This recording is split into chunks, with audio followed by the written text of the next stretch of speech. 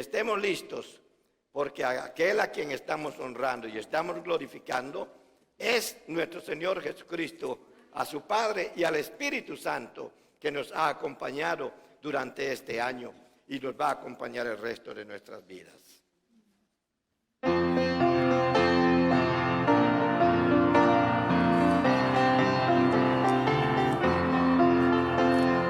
Suenen dulces himnos gratos al Señor y óiganse en concierto universal. Desde el alto cielo baja el Salvador para beneficio del mortal. Gloria, gloria sea nuestro Dios, gloria si cantemos a una voz y el cantar de gloria que se oyó en Belén sea nuestro cántico también. Salte de alegría lleno el corazón, la abatida y pobre humanidad. Dios se compadece viendo su aflicción y le muestra buena voluntad. Gloria, gloria sea nuestro Dios, gloria si cantemos a una voz y el cantar de gloria que se oyó en Belén. Al sexto mes, el ángel Gabriel fue enviado por Dios a una ciudad de Galilea llamada Nazaret, a una virgen desposada con un varón que se llamaba José, de la casa de David, y el nombre de la virgen era María. Y entrando el ángel en donde ella estaba, dijo: Salve, muy favorecida, el Señor es contigo, bendita tú entre las mujeres. Mas ella, cuando le vio, se turbió por sus palabras y pensaba: ¿qué salutación sería esta? Entonces el ángel le dijo a María: no temas, porque has hallado gracia delante de Dios. Y ahora concebirás en tu vientre y darás a luz un hijo, y llamarás su nombre Jesús.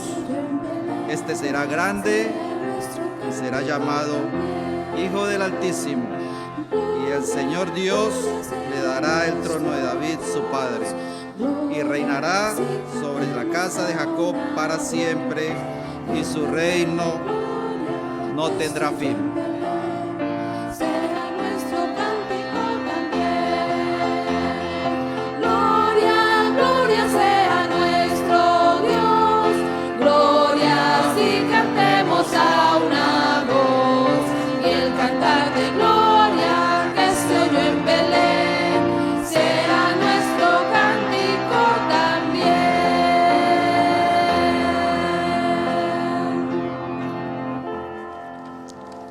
Entonces María dijo al ángel: ¿cómo será esto?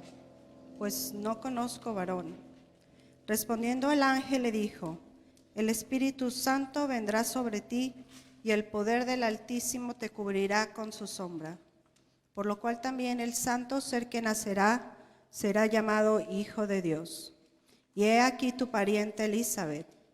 Ella también ha concebido hijo en su vejez, y este es el sexto mes para ella, la que llamaban estéril, porque nada hay imposible para Dios. Entonces María dijo: he aquí la sierva del Señor, hágase conmigo conforme a tu palabra. Y el ángel se fue de su presencia. El nacimiento de Jesucristo fue así. Estando desposada María, su madre, con José, antes que se juntasen, se halló que había concebido del Espíritu Santo. José, su marido, como era justo y no quería infamarla, quiso dejarla secretamente. Y pensando él en esto, he aquí un ángel del Señor le apareció en sueños y le dijo: José, hijo de David, no temas recibir a María tu mujer, porque lo que en ella es engendrado del Espíritu Santo es. Y dará a luz un hijo y llamará su nombre Jesús, porque él salvará a su pueblo de sus pecados. Todo esto aconteció para que se cumpliese lo dicho por el Señor por medio del profeta, cuando dijo: He aquí, una virgen concebirá y dará a luz un hijo y llamará su nombre Emmanuel, que traducido es Dios con nosotros. Y despertando José del sueño, hizo como el ángel del Señor le había mandado y recibió a su mujer. Pero no la conoció hasta que dio a luz a su hijo primogénito y le puso por nombre Jesús.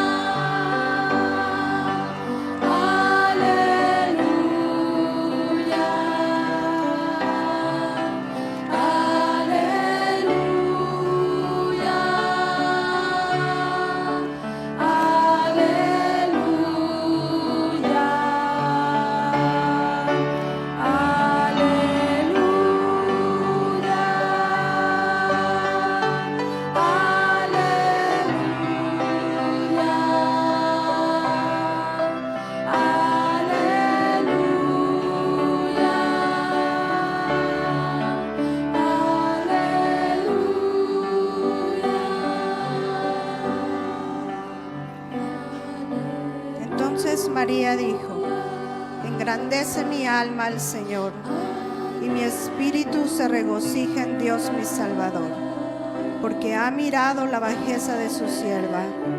Pues he aquí, desde ahora me dirán: bienaventurada todas las generaciones, porque ha hecho grandes cosas el poderoso.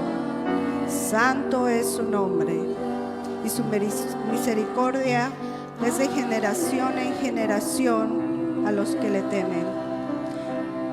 Hizo proezas con su brazo, esparció a los soberbios en pensamiento de sus corazones. Quitó de los tronos a los poderosos y exaltó a los humildes. A los hambrientos colmó de bienes y a los ricos envió vacíos. Socorrió a Israel su siervo,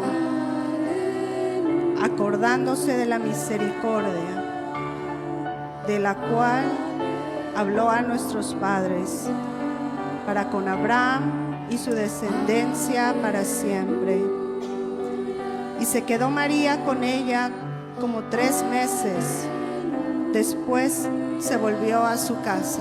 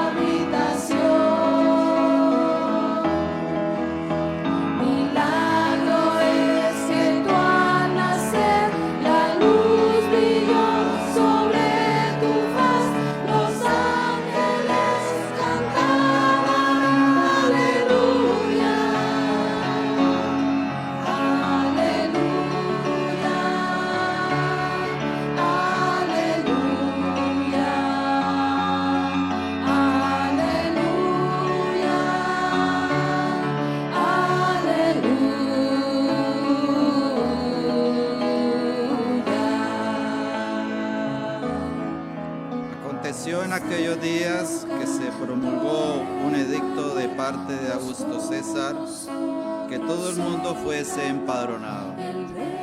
Este primer censo se hizo siendo Cireno gobernador de Siria.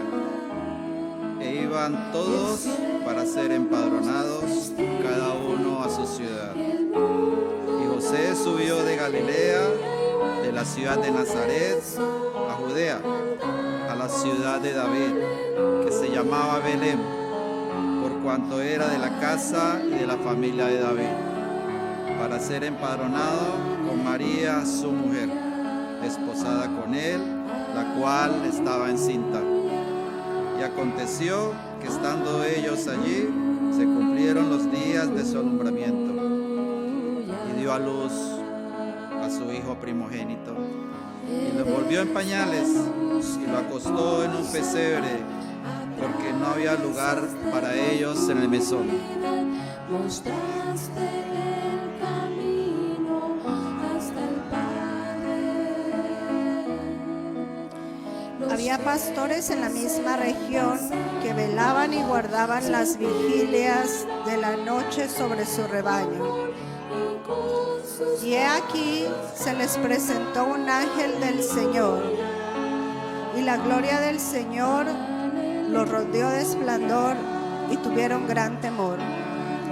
Pero el ángel les dijo: no temáis, porque he aquí os doy nuevas de gran gozo, que será para todo el pueblo, que hoy os he nacido en la ciudad de David un Salvador, que es Cristo el Señor.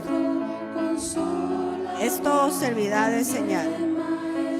Hallaréis al niño envuelto en pañales, acostado en un pesebre. Y repentinamente apareció con el ángel una multitud de las huestes celestiales que alababan a Dios y decían: gloria a Dios en las alturas y en la tierra paz, buena voluntad para con los hombres.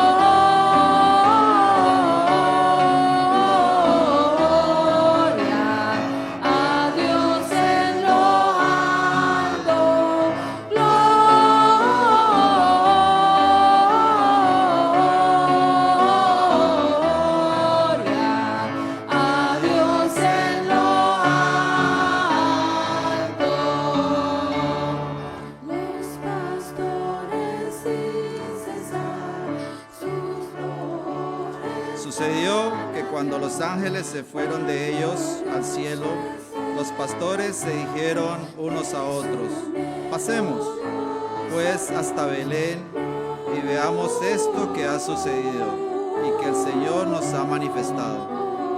Vinieron pues apresuradamente y hallaron a María y a José y al niño acostado en un pesebre.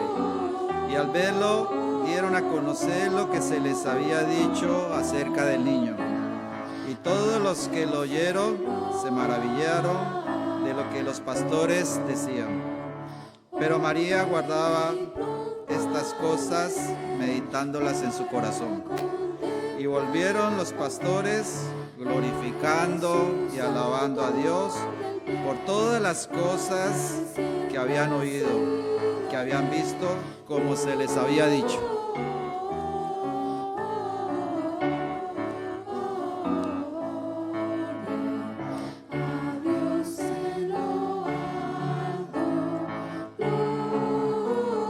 Cuando Jesús nació en Belén de Judea, en días del rey Herodes, vinieron del oriente a Jerusalén unos magos diciendo: ¿Dónde está el rey de los judíos que ha nacido? Porque su estrella hemos visto en el oriente y hemos venido a adorarle. Oyendo esto, el rey Herodes se turbó y toda Jerusalén con él. Y convocados todos los principales sacerdotes y los escribas del pueblo, le preguntó dónde había de nacer el Cristo. Ellos le dijeron: en Belén de Judea, porque así está escrito por el profeta. Y tú, Belén, de la tierra de Judá, no eres la más pequeña entre los príncipes de Judá, porque de ti saldrá un guiador que apacentará a mi pueblo Israel.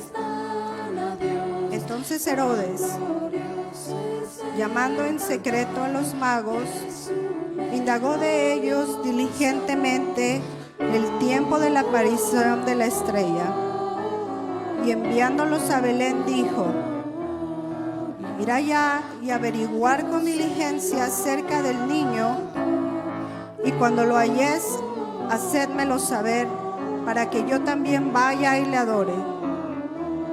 Ellos, habiendo oído al rey, se fueron, y he aquí la estrella que habían visto en el oriente iba delante de ellos, hasta que llegando se detuvo sobre donde estaba el niño, y al ver la estrella se regocijaron con muy grande gozo. Y al entrar en la casa, vieron al niño con su madre María, y postrándose lo adoraron, y abriendo sus tesoros le ofrecieron presentes: oro, incienso y mirra. Pero siendo avisados por revelación en sus sueños que no volviesen a Herodes, regresaron a su tierra por otro camino.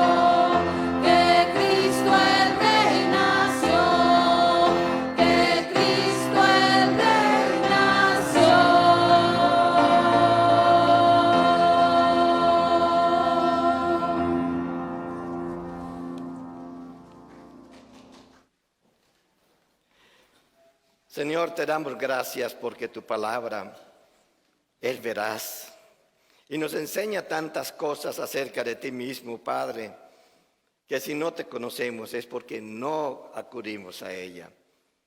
Pero hoy estamos acudiendo a ella, Señor de la gloria, y te pedimos que tú nos inspires y nos llenes de ti y nos muestres el camino que debemos de seguir.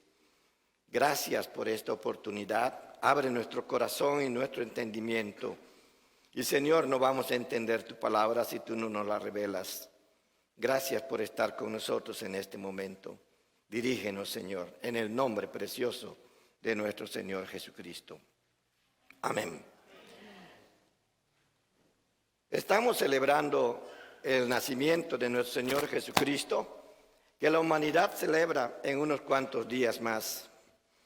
Jesucristo ha sido el hombre más grande que jamás haya existido en toda la humanidad. Prácticamente cambió todo lo que es el pensamiento humano, pero empezó cambiando lo que es la dimensión del tiempo. Y una vez que se cambia o da a conocer con su presencia un cambio en la dimensión del tiempo, empieza a tratar directamente con diferentes aspectos de la vida humana. Y muchas veces la mayoría de la gente no sabe cuál fue la influencia que ese nacimiento tuvo en la humanidad. Nuestro Señor Jesucristo se hizo uno con nosotros al nacer aquí, entre nosotros.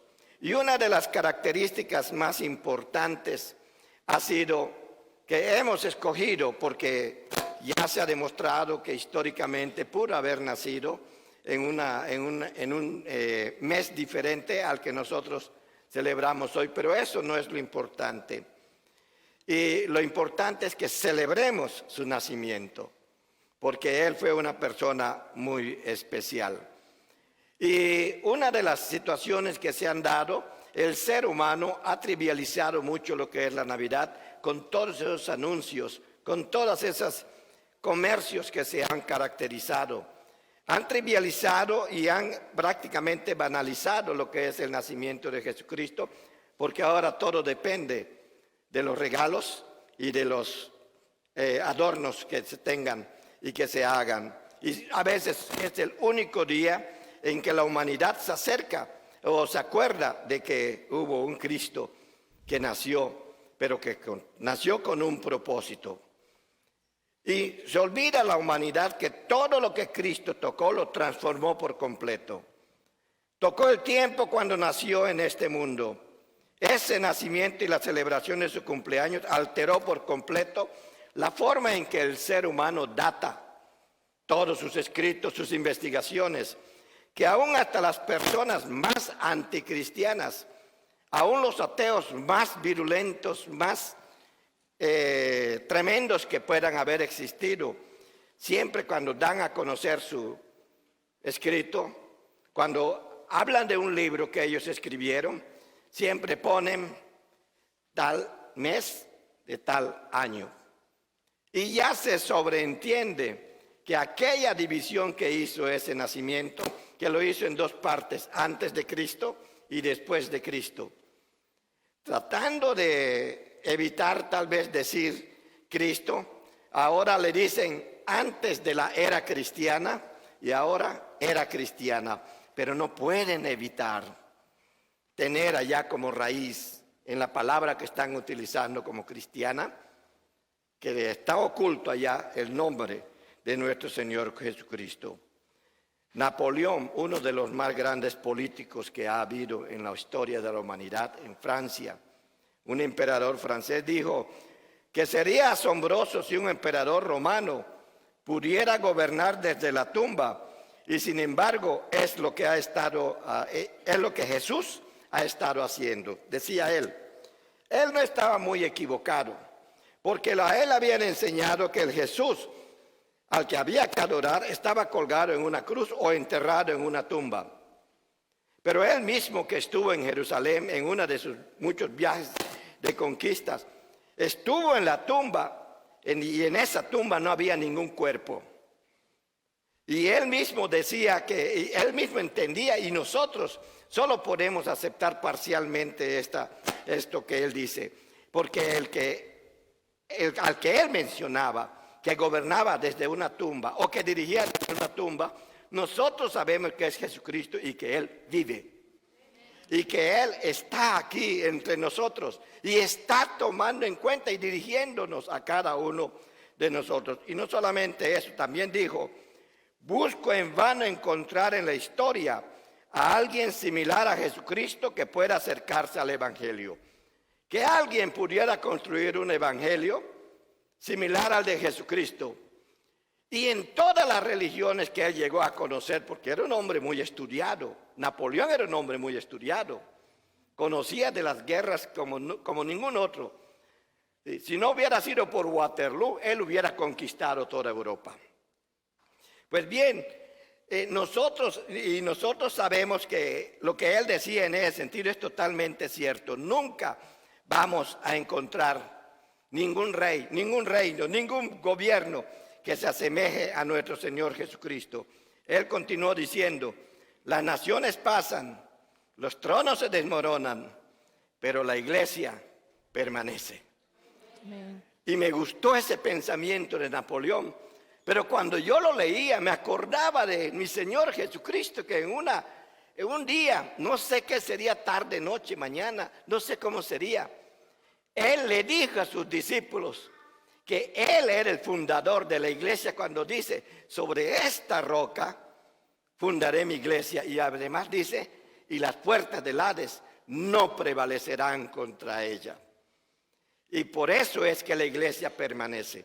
Lo que él no sabía, que la iglesia al estar fundamentada en la roca que es nuestro Señor Jesucristo, o lo que él todavía no conocía en ese momento, era que ese Cristo fue el fundador absoluto de lo que es la iglesia, y por haber sido el fundador, las puertas del Hades podrán atacarla, rodearla, tirarle fuerte, pero nunca va a poder contra ella. Y es por eso que el día de hoy la iglesia existe. La iglesia en realidad empezó con sus orígenes más humildes. Allá en Mateo capítulo 13, versículos 31 y 32, recuerden, es la parábola de la semilla de mostaza. Aunque Jesús se está refiriendo a su reino, pero también podemos teológicamente deducir lo que era el nacimiento de la iglesia. Nace como una semilla de mostaza, que una vez que es sembrada sale un árbol frondoso y crece de tal manera que anida aves y también cobija viajeros con su sombra. Y la iglesia tuvo sus orígenes más humildes que nosotros podemos conocer según podemos ver en el libro de los Hechos. Pero la iglesia, a pesar de sus orígenes humildes, a pesar de que ha sido perseguida, ha hecho los cambios más notables en la tierra para el bien del ser humano en la sociedad. Y ha hecho cambios más numerosos que cualquier otro movimiento que haya existido aquí en la tierra. Vamos a mencionar algunos de ellos. Una descripción de todas estas, por ejemplo, los hospitales. Nosotros usamos los hospitales, pero nunca nos ponemos a pensar cómo nacen los hospitales. No me voy a ir a las cuestiones históricas de todo eso, solamente voy a estar mencionando, pero los hospitales nacen porque hubo cristianos que por amor a su prójimo, a los heridos, a los que estaban enfermos, había que hacerles algo, aunque sea hacer una oración por ellos.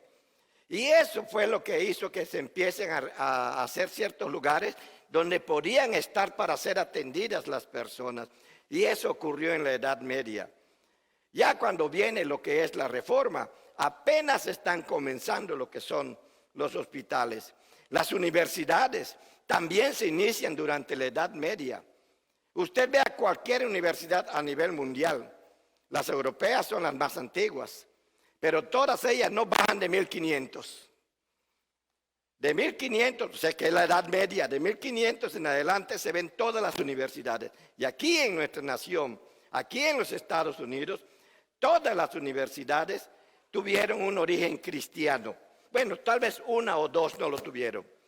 Pero todas las universidades tuvieron un origen cristiano. Se dio primero en Europa y cuando vino aquí con el Mayflower, vinieron aquellos que estaban huyendo de la persecución. Una de las cosas que hicieron fue fundar las universidades.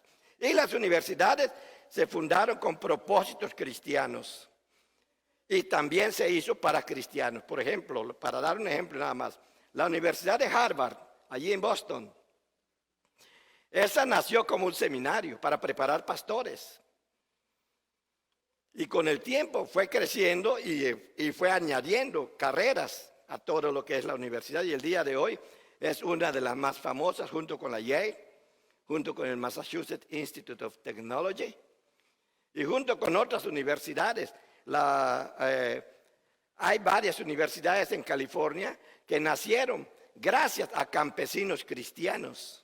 La de Stanford nació por una pareja que porque había fallecido un hijo, querían honrar a Dios, honrando a su hijo, construyendo una universidad. Primero quisieron construir un salón, pero eran campesinos, vestidos de campesinos. Cuando fueron a la universidad donde estudiaba su hijo, y cuando hablaron ellos con el rector de la universidad, el rector se rió de ellos. Están locos, dice, ¿cómo vamos a hacer un aula especial para su hijo? Ustedes saben lo que eso cuesta.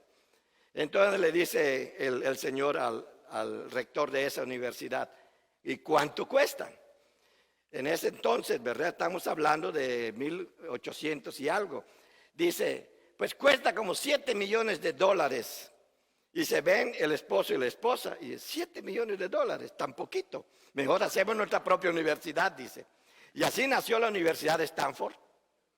Ellos fueron, hicieron la Universidad de Stanford. Stanford era el apellido de ellos, el apellido de su hijo. Y lo hicieron, eran cristianos.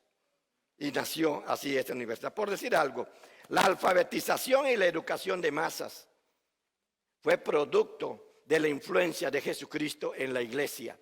Porque Jesucristo siempre se preocupó por enseñar a las personas. Y las personas venían a Él y Él las enseñaba. Y la iglesia quiso hacer lo mismo.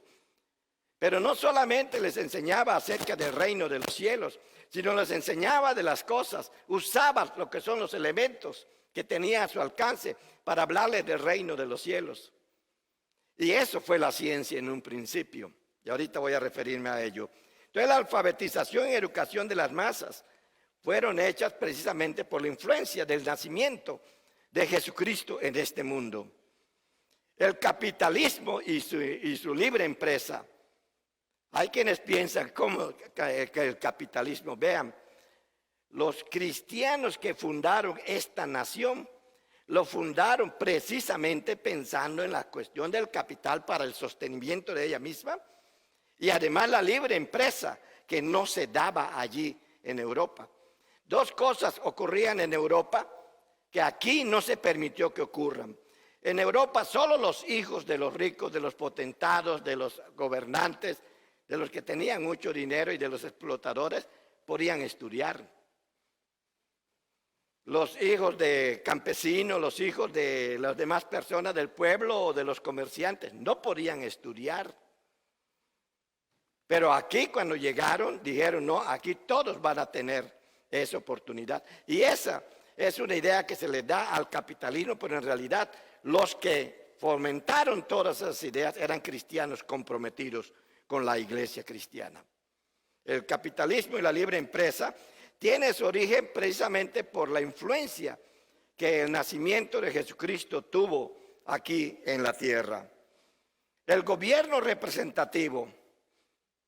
Nosotros hablamos a veces de gobierno representativo. ¿Y qué es esto, verdad? ¿Qué es lo que significa? Pues la idea de gobierno representativo, cuando Jesucristo estuvo aquí, Él decía que Él hablaba en el nombre de su Padre. Todo lo que el Padre me dijo, eso es lo que yo hago. Él está hablando de un gobierno representativo. La iglesia lo entendió. Por eso la iglesia siempre tiene un gobierno representativo. Puede ser congregacional con un gobierno representativo. La separación de los poderes políticos, no solamente por los partidos, sino el hecho de que en nuestra nación hay el poder legislativo, el ejecutivo, el legislativo y el judicial. Y eso ocurre en todo el mundo.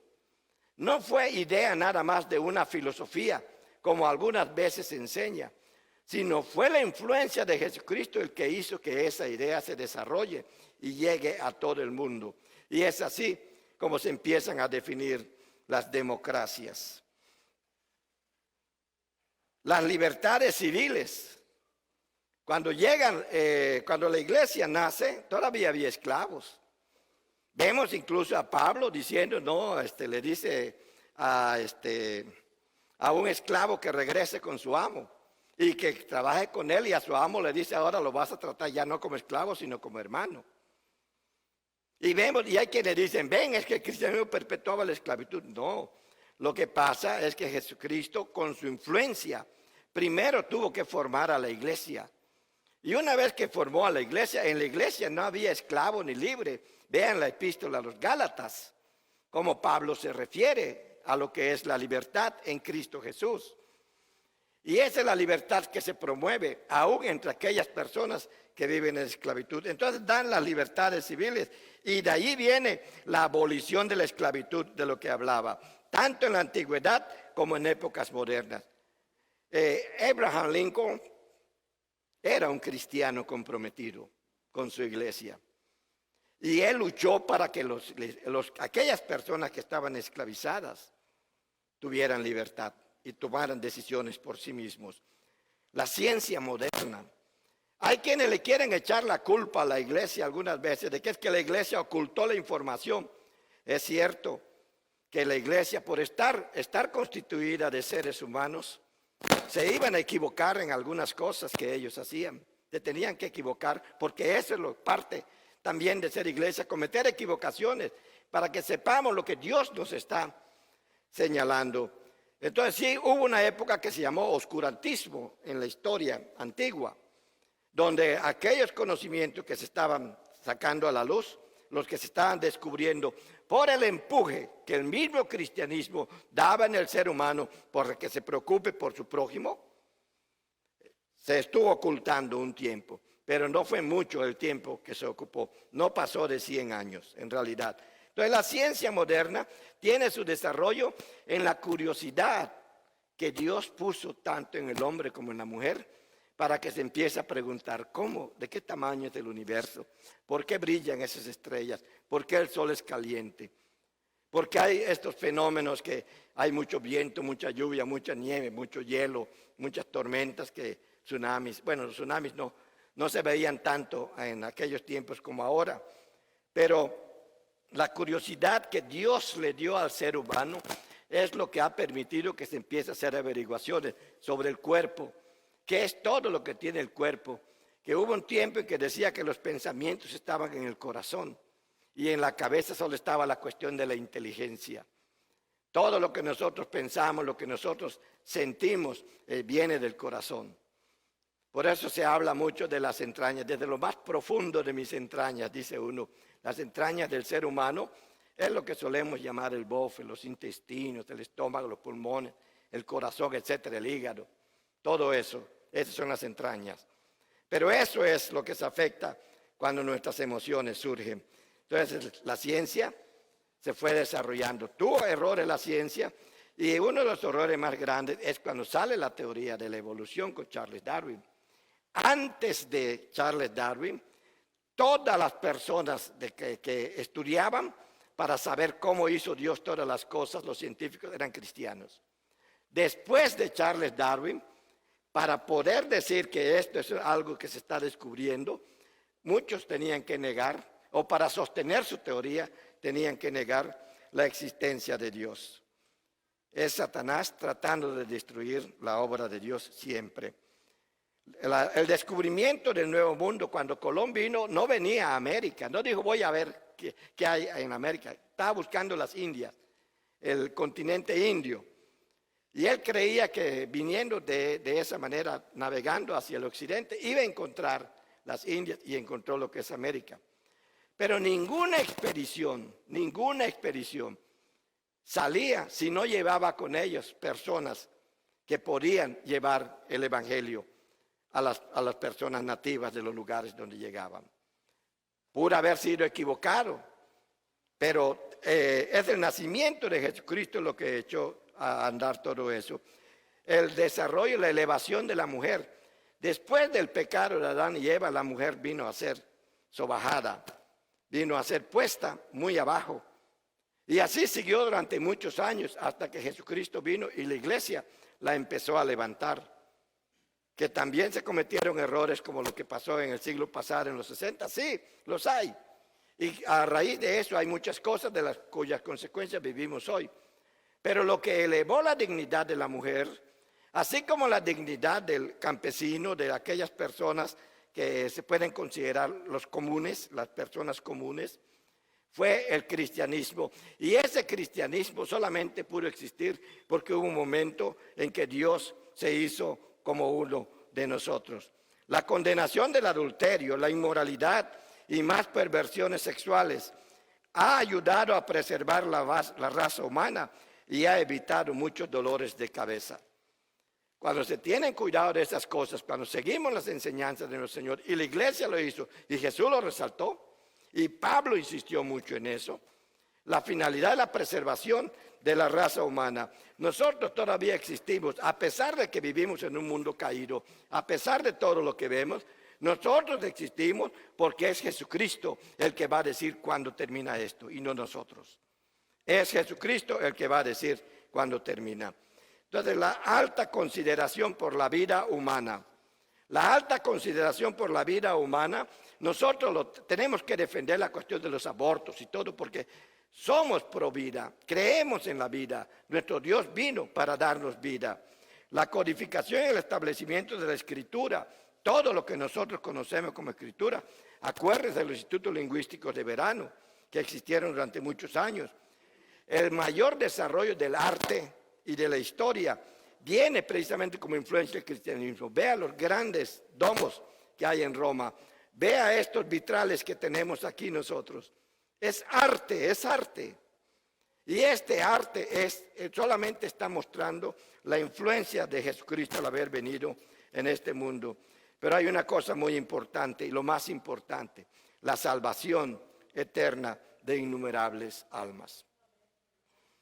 Ha sido una de las mayores influencias que ha tenido el cristianismo. Y de todas las religiones que hay, es el único que habla de tener vida eterna. La que más se le acercaría es aquellos que hablan de reencarnación. Pero cuando leemos la Biblia, ahí en Hebreos 9, y vemos que dice que está escrito que el hombre muera una sola vez y después del juicio, niega completamente la reencarnación. Entonces, la influencia de Jesucristo es lo que hace que nosotros podamos creer y la resurrección de Él, pero fue su nacimiento el que le dio motivo a que nosotros pensemos que existe la salvación eterna. Y este es el objetivo principal de la expansión del cristianismo. Por eso tuvo que decir Jesucristo, ama a tu prójimo como a ti mismo, para que Él también encuentre la salvación como tú lo has encontrado. Cuando Jesucristo asumió la forma de hombre, infundió a la humanidad una dignidad que nunca antes había tenido el ser humano, sobre todo en los aspectos de lo que es la vida. Cuando Jesucristo tocó todo lo que hizo, transformó todo aspecto de la vida humana, como lo que acabamos de mencionar rápidamente. Mucha gente leerá acerca de aquellas cosas pequeñas que Jesucristo hizo mientras estaba aquí. Pero no todos podemos imaginarnos qué tanta influencia esas cosas pequeñas que Él hizo tienen sobre nuestra vida en todo el mundo. Y el nacimiento de Jesucristo, cuando nosotros lo celebramos, estamos recordando todo eso. Pero no solamente eso. Jesús nos enseñó que su nacimiento, que así como Él tenía un propósito en su venida, y entre su propósito fue influir, fue hacer que la iglesia nazca. Ese era el propósito de Él. Cuando Él decía, vengo a hacer todas las cosas que mi Padre me ordenó hacer. Pero también nos está dejando una enseñanza que todo ser humano desde antes de nacer ya tiene un propósito definido por parte de Dios. Tú no eres un accidente, yo no soy un accidente en la vida humana, nadie lo es. Desde el momento de la concepción ya tiene un propósito ese ser humano, y ese propósito se lo dio Dios. Y Jesucristo nos enseña eso con su nacimiento. Por eso la iglesia tiene que ser antiaborto, pro vida. Porque ese ser humano, aunque solo sea como un frijolito, como dicen algunos chuscamente, aunque solo sea de esa manera, ya tiene un propósito. Y es un propósito que si no se cumple este propósito va a dejar un vacío en la historia de la vida humana. Así que todos esos abortos han dejado tantos vacíos que lo que nosotros vemos que está pasando, que ha ganado terreno la maldad, ha sido precisamente porque aquellas personas que habían sido destinadas por parte de Dios, que nos conoce desde antes de la fundación del mundo, hoy lo leíamos en Efesios, nos conoce desde entonces, tenían un propósito que solamente podía darse si hubiéramos tenido la oportunidad de la vida, y usted la ha tenido. Por eso el ser humano debe de buscar cuál es el propósito con el que Dios lo tiene a usted aquí en la tierra. ¿Cuál es el propósito con el que Dios lo tiene allí donde está usted? ¿Cuál es el propósito con el que Dios le tiene aquí en esta iglesia? ¿Cuál es el propósito con el que Dios le unió a esa mujer? Tiene esos hijos. No son accidente. No son accidente.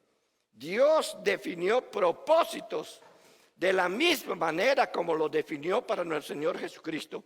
Y acuérdense que cómo fue anunciado, ya lo leímos. ¿Cómo fue anunciado? Un ángel vino y lo anunció.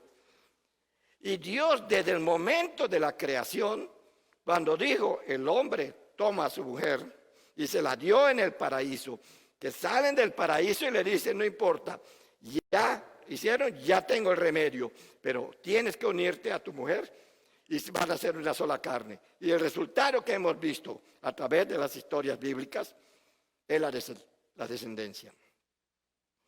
Hay un propósito. El propósito de las familias, Jesucristo buscó a hombres que tenían sus hogares. Y estos son con los que Él construyó su iglesia.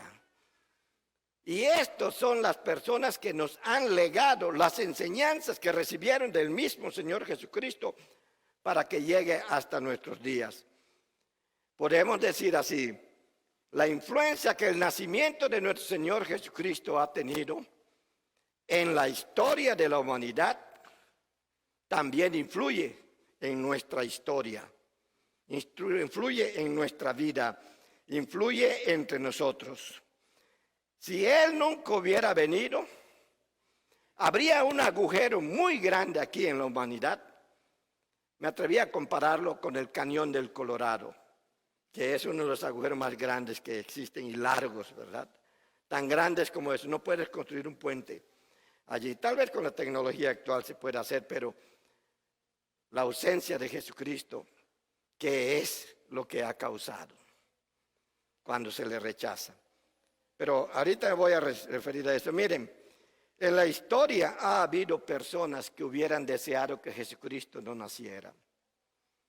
Si se dan cuenta, entre todo lo que mencioné, no mencioné el comunismo, no mencioné el socialismo. Y ahorita les voy a decir por qué. Filósofos idealistas como Federico Nietzsche, entre otros, publicó 2 libros muy importantes que influyeron en la humanidad, por lo menos allí en Europa, que formó una mentalidad que generó la Segunda Guerra Mundial. En su libro El Anticristo, Federico Nietzsche condena el cristianismo y sostiene que este es la más grande corrupción del ser humano. Dice que el cristianismo es una corrupción, que ha cambiado las verdades del ser humano en mentiras, que ha cambiado la integridad del ser humano, la integridad de su alma, y la ha convertido en ruindad. Él está viendo la maldad del ser humano y le está echando la culpa al cristianismo. Pablo decía, pecaremos para que la gracia abunde, dice, en ninguna manera. Allí en Romanos 6. Eso no ocurre de esa manera. Pero él sostenía que es culpa del cristianismo que haya tanta maldad en el mundo. Lo que sí dice Pablo es que gracias a Jesucristo, lo voy a decir en mis palabras como yo lo entiendo, gracias a Jesucristo nosotros conocemos lo que es la maldad. Sabemos lo que es malo. Por eso cuando hacemos lo malo, aunque digamos, ay, no me di cuenta, o como dicen algunos, es que el chamuco me engañó, ¿sí? Me agarró descuidado el chamuco. No, es una decisión que tú tomaste en ese momento. El momento cuando tú lo hiciste, ya venía tu corazón envenenándose con eso. Por eso produce muerte el pecado. Pero también tenía otro libro Federico Nietzsche que se llama Así hablaba Zaratustra. Y en ese libro él sostenía que el ser humano lleva sobre sí un muerto. Pero cuando él decía que lleva sobre sí un muerto y que así camina por la vida, se está refiriendo a Jesucristo. Los teólogos cuando leemos esos libros para ver por qué influyó tanto que generó una guerra que se llamó mundial, ¿verdad? Nos damos cuenta de qué es lo que está atacando ese filósofo. Él era un idealista y hablaba del paso del hombre al superhombre y estaba tratando de negar completamente el paso del ser humano de pecador a tener vida eterna. Estaba usando los mismos conceptos pero en una posición completamente negativa. Y lo que decía él en este libro, Así hablaba Zaratustra, es que hay que deshacerse del muerto para ser libre. O sea que le decía a los seres humanos, si tú quieres ser libre tienes que deshacerte de Jesucristo. Porque él podía mirar que la influencia del nacimiento de Jesucristo hace 2000 años, en ese tiempo hacía 1800 años, había hecho que la humanidad estuviera yendo por un camino que estuviera desarrollándose para recibir al Señor en su segunda venida. Y él quiso luchar contra eso. Adolfo Hitler siguió sus enseñanzas. Si uno lee el libro de Adolfo Hitler que él escribió, bueno, por lo menos dicen que él lo escribió, se llama Mi lucha. Ahí se da cuenta de que las ideas que él estaba exponiendo en ese libro venían precisamente de la influencia que Nietzsche tenía sobre él. Y una de las cosas que seguía muy bien Adolfo Hitler, y según muchos historiadores el día de hoy, bueno, ya lo van diciendo desde el siglo XX, de los 1970, 60 hasta cerca del año 2000, lo seguían diciendo los historiadores. Y era que la mentalidad de Adolfo Hitler, siguiendo las enseñanzas de Nietzsche, era que si destruía la nación judía, destruía el cristianismo. Él no sabía que el cristianismo también fue perseguido por los judíos. Y el cristianismo se hizo por sí mismo independientemente de la nación judía, sin menospreciar ni despreciar a la nación judía. Porque el mismo Señor Jesucristo le dice a la mujer samaritana que la salvación viene de los judíos. Y eso nosotros no lo podemos olvidar. Así que si alguno es antisemita, se equivocó de bando. Tiene que darle su lugar a aquellos que Dios escogió. Por ellos es que van a venir esos 144,000. Entonces, tanto Nietzsche como Hitler hubieran deseado que Cristo nunca hubiera nacido, porque podían mirar la influencia que estaba teniendo. Y esa es una de las razones que los historiadores y los teólogos el día de hoy aceptan que Hitler tenía en su mente cuando quiso destruir a la nación judía. Y quiso llegar hasta Jerusalén yendo por África, pero Dios puso un muro también. Hoy la iglesia está para decirle a todos los Nietzsche, a todos los Hitler, a todos los Freud, que también fue una persona que quiso pasar por encima de las cosas de Dios, a todos los Carlos Marx, a todos los Mao Zedong, a todos todo anticristiano que aquí ha habido en la tierra. La iglesia tiene que decirle a todos esos que Él vive, que Cristo vive, que Él ha nacido. Y porque ha nacido, nosotros creemos que tendremos vida eterna. Y tenemos que decírselo a todas estas personas, porque hay muchos allá afuera que nos ven muy tranquilos, pero la iglesia debe de proclamar que ese Cristo al cual estamos celebrando su nacimiento vive, está aquí entre nosotros. Él vive. Bendito sea su santo nombre. Es interesante notar que aquellos regímenes que se declaran anticristianos, se declaran ateos, llámese socialismo materialista, comunismo o el mismo ateísmo como sistema de pensamiento, se han caracterizado por exterminar a los cristianos. Y de paso se llevan a aquellos que no están de acuerdo con ellos. ¿Por qué le persiguen a los cristianos? Porque los cristianos respetan a sus líderes, pero no respetan sus acciones cuando éstas van en contra de la moral establecida por nuestro Señor Jesucristo. El cristiano no puede aceptar eso. Si se declara verdaderamente cristiano, entonces va a ser perseguido.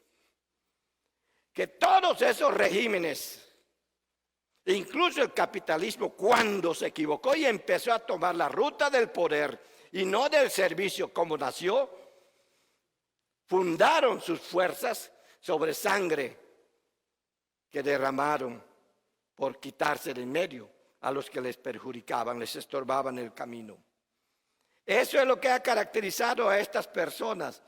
Se construyen sobre la sangre y la vida de los que ellos llaman enemigos, sin serlo, porque el cristiano es enemigo de nadie.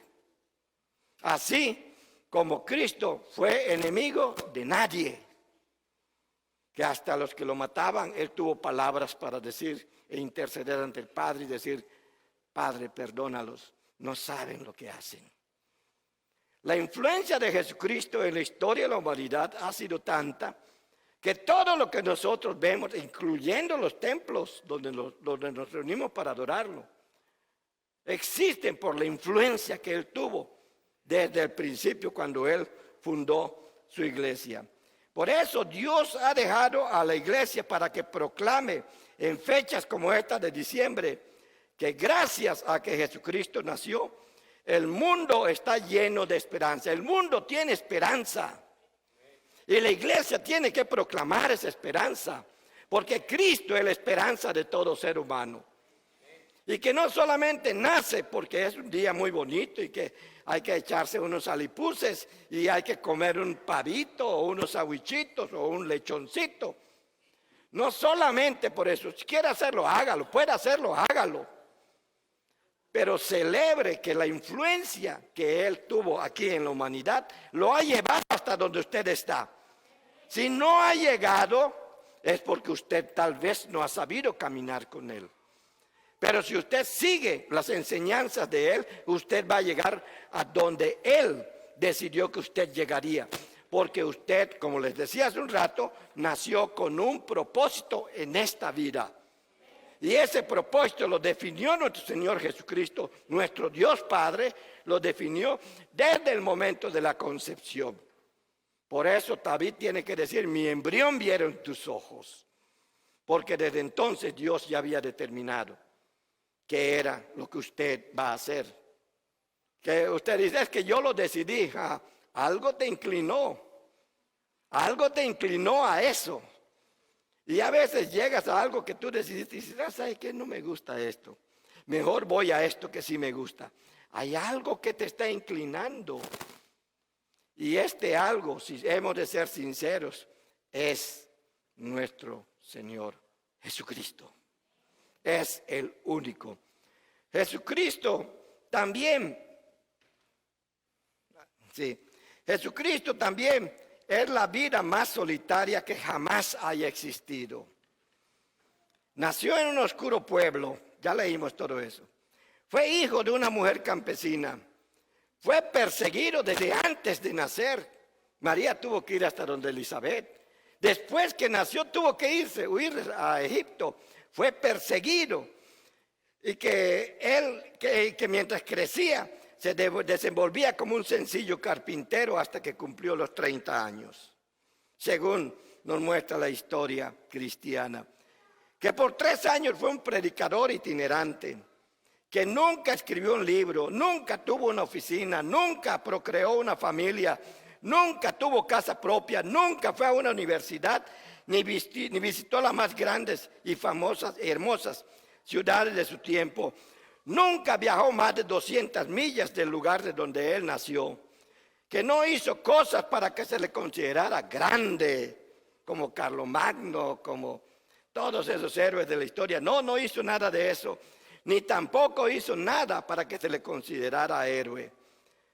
Pero que fue considerado un enemigo público por las autoridades religiosas de su pueblo. Que fue burlado, fue enjuiciado falsamente. Que fue clavado en medio de 2 ladrones como si fuera un criminal. Y su ropa, su única propiedad, se la rifaron los que lo mataban. Ni eso le dejaron. Ni eso le dejaron. Entonces, él al morir tuvo que ser llevado a un sepulcro prestado gracias a la piedad de un amigo, José de Arimatea. Ese es el Cristo que ha influido tanto en la historia de la humanidad y que nos muestra a nosotros que en esta historia que nos toca vivir tenemos un lugar. Él lo tuvo y de esa manera nos dijo, así como yo tuve mi lugar, tú tienes el tuyo. Así como yo tuve mi lugar en Jerusalén, entre aquel grupo pequeño que después se convirtió en un grupo de más de 500, dice el apóstol Pablo. Así como tuve esa influencia, y cada uno de esos tuvo también su propósito, y sabemos la historia de muchos de ellos. Así Dios tiene un propósito para tu vida por medio de Jesucristo. Este es el Jesús que hoy celebramos. Este es el Jesús que 20 siglos después sigue siendo el centro de la historia del ser humano. Este es el Jesús que es el centro del cristianismo que hoy profesamos. Este es el Jesús que es el centro de nuestra vida y que nos permite llamarnos cristocéntricos. Este es el Jesús del que estamos hablando. Miren, ni reuniendo todos los ejércitos que han habido y por haber, pequeños y grandes, ni tampoco reuniendo todos los barcos de guerra que puedan haber o haber, ni reuniendo los aviones más poderosos que existan para dominar al ser humano, ni reuniendo a los gobiernos de todo el mundo, grandes y pequeños, ni a reyes, ni a reinados. Todos ellos juntos, nunca van a poder transformar al ser humano como esta sola y solitaria persona ha transformado al ser humano, ha transformado tu vida, ha transformado la historia, ha transformado el conocimiento, ha transformado la vida del ser humano con solamente una institución. La iglesia y los derivados de ella que somos nosotros, los nacidos de nuevo. Nada puede transformar al ser humano más que nuestro mismo Dios. Y eso tú lo sabes. Eso yo lo sé. Y ahí hay mucha gente que necesita conocer lo que tú conoces. Necesita saber lo que tú sabes. Para que también se acerque y permita en su vida esa transformación que necesite para que entonces tome el rumbo correcto. Por eso el mundo se está perdiendo, porque muchas veces la iglesia se ha quedado callada. Entonces nada de eso puede transformar al ser humano como lo hizo esa figura solitaria. Esa figura solitaria fue llamado Jesús, el Cristo. Fue llamado Emmanuel. Fue hecho por Dios Padre. Lo hizo Dios admirable. Lo hizo consejero, Padre eterno, Dios fuerte y príncipe de paz. Dios hizo de Jesús aquella persona solitaria. Todo esto que acabo de leer, para que cada uno de nosotros sepamos que no estamos solos y que Él está con nosotros y que va a seguir transformando tu vida, va a seguirla transformando para que tú logres el propósito por el cual Él te trajo a esta vida. No eres un accidente. Uno le llaman producto de violación, producto de esto, producto de lo otro, le puede llamar como sea. Pero aún esas vidas Dios ya le dio un propósito. Dios ya le dio un propósito y el propósito tiene mucho que ver con aquello que nos espera allí en la eternidad con Él. Y Dios quiere que tú proclames, que yo proclame todo eso. Hermanos, no nos podemos quedar callados. No debemos de quedarnos callados. Él nos ha traído aquí y nació a este mundo para que tú y yo lo proclamemos. Él dijo, no eres tú el que va a terminar la proclamación del Evangelio. No eres tú el que va a terminar esto, porque Él dijo, yo soy el alfa y el omega. Yo soy el principio y el fin. Yo soy el que le da inicio y le doy fin. No somos nosotros. Nosotros somos lo que está entre el alfa y el omega. Las demás letras del abecedario. Somos nosotros. Y tenemos mucho que hacer, porque con todas las demás letras se forman infinidad de palabras. Y entre ellas, Cristo te ama. Cristo te quiere. Cristo quiere que tú le sirvas. Cristo quiere que tú te acerques a Él. Cristo quiere darte la vida eterna. Y para eso tienes que arrepentirte. Tienes que recibirlo como tu Señor. Tienes que hacerte discípulo de Él, así como yo lo soy. El testimonio de tu vida, haciendo lo que Cristo quiere que tú hagas, va a ser determinante para que la iglesia siga haciendo aquello para lo que la dejó nuestro Señor Jesucristo, que vino al nacer de esta tierra. Termino con esto. Al nacer nuestro Señor Jesucristo aquí en esta tierra, como decía al principio, se hizo uno contigo.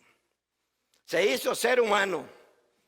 Y dice el apóstol Pablo allá en Filipenses que no escatimó el ser igual a Dios como cosa que aferrarse. No escatimó como cosa que aferrarse, sino que vino y se hizo como uno de nosotros. Pero ¿en qué momento ese Cristo cargó o se hizo tú y como yo, como cada uno de nosotros, en cuanto a nuestros pecados, cuando fue con Juan el Bautista? Cuando él estaba a punto de ser bautizado, Juan le dice, Señor, yo debo ser bautizado por ti. Como diciendo, tú no tienes nada de que arrepentirte, porque el bautismo de Juan era bautismo de arrepentimiento. Y él dijo nada más para que se cumpla la Escritura. En ese momento estaba nuestro Señor Jesucristo asumiendo la culpa tuya y la culpa mía. Vean hasta qué grado llevó el propósito del nacimiento de nuestro Señor Jesucristo aquí en la tierra. De cargar sobre Él tus pecados y los míos. ¿Por qué? Porque nos ama. Y su gracia fue decirnos, no te va a costar nada. Solo tienes que tomar la decisión. Estoy seguro que de aquí muchos de nosotros ya lo hemos hecho. Pero si no lo has hecho, decídete. Porque los tiempos, estamos en la recta final. Y tú que nos ves, mi querido hermano, mi querido amigo, si este nacimiento de Jesucristo no ha hecho lo suyo en tu vida, es necesario que lo tengas en tu corazón. Porque primero que nada, ya no nace físicamente, eso ya lo hizo una vez. Hoy nace en nuestros corazones. Y en nuestros corazones hoy, la iglesia donde estamos, nuestra Iglesia Cristiana Unida, celebramos su nacimiento, porque Él ya nació en nuestros corazones.